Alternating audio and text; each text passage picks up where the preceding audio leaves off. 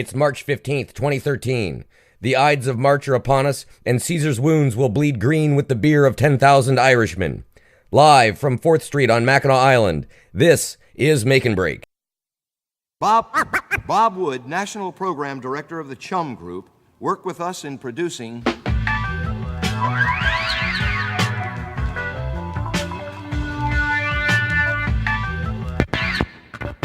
Hold up, before we get started... Guess who's coming? Guess who's coming? Guess who's coming? Dan Calvin. Back again! Who is he? Just your favorite DJ Savior. Using and confusing beats that you never heard. 1990. Put a smile on your face like Ultra Bright. You're just fessing, man. I don't even want to hear about it. You're listening to Make and Break Radio on RadioMackinac.org. Thanks for tuning in to Make and Break Radio, episode 105 for March 15th, 2013. I'm your host, Daniel Calvin. Tonight, I'm pleased to share some newly acquired tracks by the Dead Milkmen, Deg Nasty, Off, and Mojo Nixon.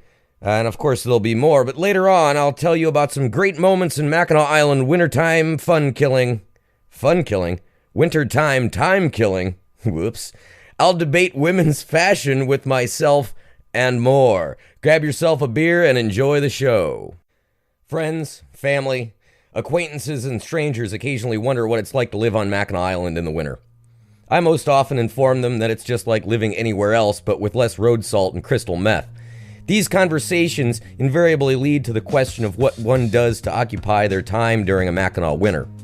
This is difficult for me to answer since I am only one man of 500 other people and cannot begin to guess at the distractions and avocation of others. And some of these hobbies are heavily guarded and private matters. I have several diversions that I fancy, such as model railroading, carving soap ropes, weaving baby hammocks from used twist ties, as well as others.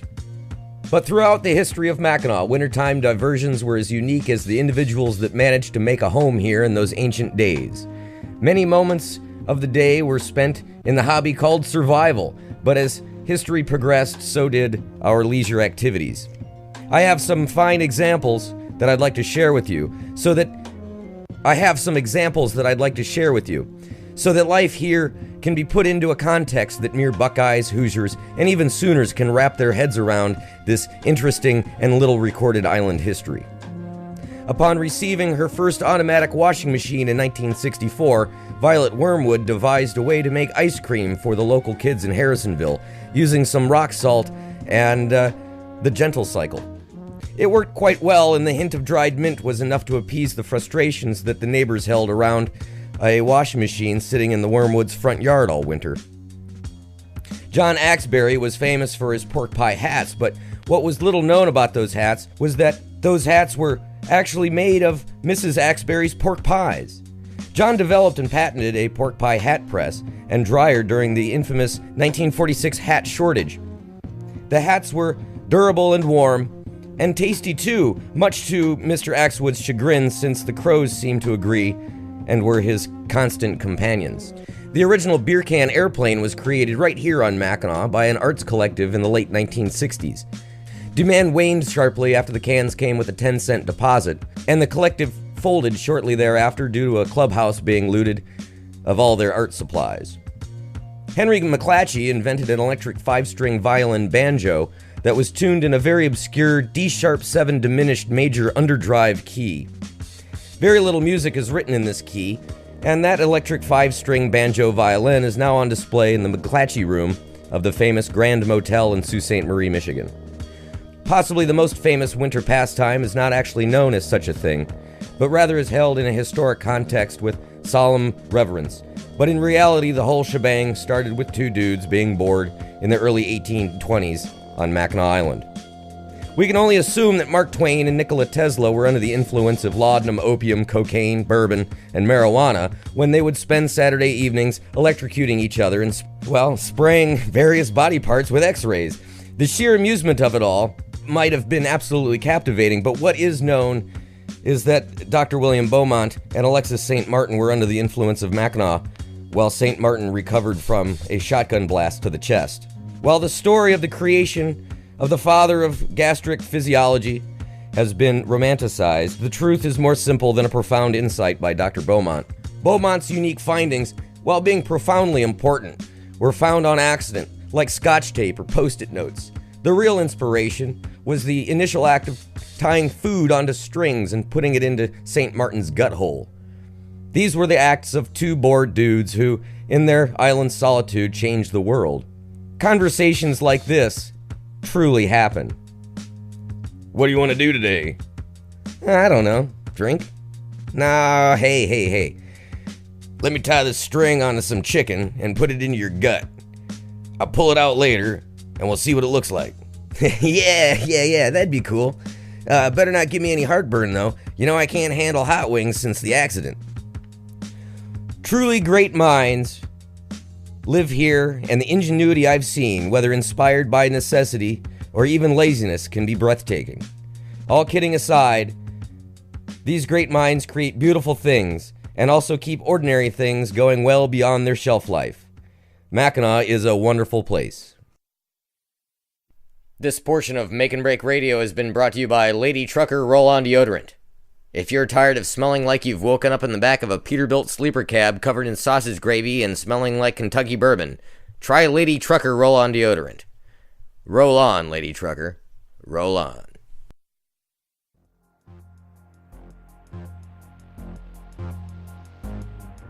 Hey, Dan, you're a pretty smart guy. Do you know when the boats are going to start running? Get back to me. Saturday, 3 a.m.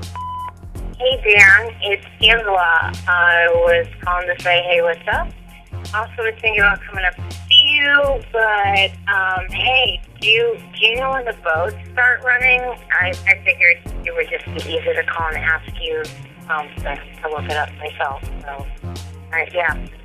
Call me and let me know if you know when the boats are running again. Hey, hope you're having a good night. Talk to you later, bye.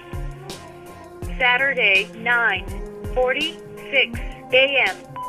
Message 5. Hey, Dan, it's Mary B. Just wondering, when are the boats going to start running? Thanks. Talk to you later. Message 6. Hey, Dan, it's Corey. Just wondering if you can tell me when the boats are going to start running. Thanks. Saturday. Message deleted. Next message. Hey, Dan, this is Jimmy from Boston. Hey, when are those ferries going to start running? I need to know when the ferries start running. All right, give me a call. End of messages.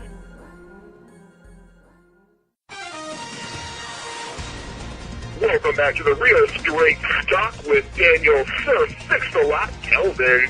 The views expressed on the Straight Stock may not be the views of the Make and Break staff or the Radio Mackinac.org management. I'm going to give it to you straight. A new question has invaded my mind recently involving women's fashion. I've described my other confusions previously, but this one is new. Shawls. I don't get them. Is it a giant scarf? Is it a tiny blanket? Is it a poor excuse for a sweater knitted by a lazy person? Women who wear them are always flapping them around dramatically like an operatic cape because they keep falling off. There is even a jewelry industry devoted to making ornate clips and pins designed with the intention of keeping these woolen tarps under control. But let's disambiguate the shawl a bit. It's a blanket worn over the shoulders with the wearer's intention of keeping warm. I do that when sitting on the couch. When I leave the house, I put on a blanket sewed into the shape of my torso. It doesn't fall off and it keeps me warm. It's called a sweater. From another angle, if a shawl, which we have decided is a small blanket, can be worn in public, can then a blanket be worn in polite society? Does this then include other means of staying toasty while watching Matlock? I've seen sweatsuits in public.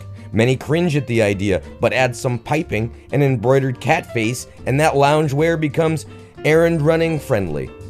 So taking the logic that has been proven correct by the sweatpants corollary, then one can deduce that a bathrobe can be worn in public. After all, they are just like fuzzy overcoats with fun wizard-like sleeves. Just remember to add some fun adornments. This can also be concluded with the Snuggie. Blue or pink fleece? Heavens no! Make a Snuggie out of alpaca hair, Angora, or even from a Hudson Bay blanket. You'll be on the best dressed list for sure. Imagine all of the brains that would explode once they took in the first seal fur Snuggie to float down the catwalk. Sign me up for my mink Snuggie, especially if I need a brooch or two to keep my ass from the prying eyes of jealous gawkers.